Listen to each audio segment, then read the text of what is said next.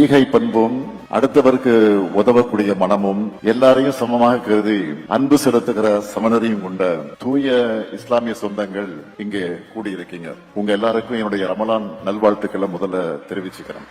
நம்ம திராவிட மாடல் அரசோட மிகப்பெரிய பலமே பெண்கள் தான்.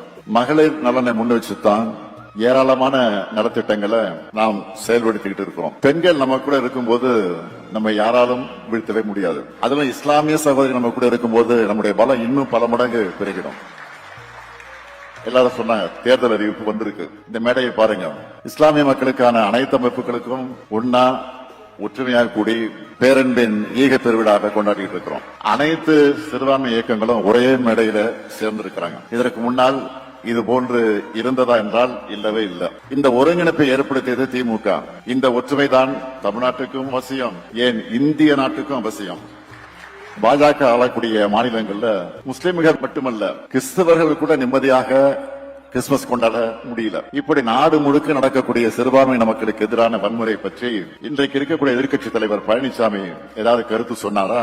இல்லை. திருவாரூர் பழனிசாமி அவர்கள் நாம கேட்பதெல்லாம் அதிமுக என்ற கட்சியோடு சேர்த்து உங்க மனசாட்சியையும் பாஜக கிட்ட அடகு வச்சுட்டீங்களா? அதுதான் வேதனையா இருக்கு. சிறுபான்மை மீதான அது நெருப்பை தூண்டி விட்டு அதுல குளிர்காயக்கூடிய பாஜக கூட கூட்டணி வச்சிருக்க நீங்க எப்படி அவங்களோட உரிமையும் பாதுகாப்பையும் நிலைநாட்டுவீங்க?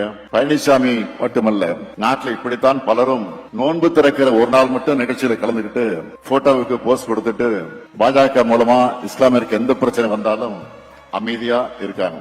இஸ்லாமியர்களுக்கு இன்னல் ஏற்படும் போது ஓடி ஒளிஞ்சிக்கிறவங்க ஒன்றை புரிஞ்சுக்கணும். எதிர்கட்சியா இருந்தபோதும் சரி, இப்போ ஆட்சியில் இருக்கும் போதும் சரி, இஸ்லாமுடைய உரிமைகளுக்காக முதல் ஆளா குரல் கொடுக்கிறது திமுக தான்.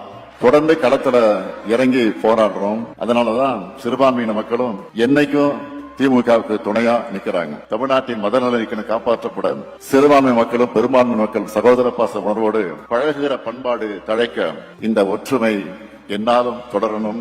அதுக்கு நீங்க ஒவ்வொருத்தரும் உறுதி எடுத்துக்கணும்னு கேட்டுக்கிறேன். அனைவரையும் அரவணைக்கும் அன்பால் வெல்வோம், ஒன்றாக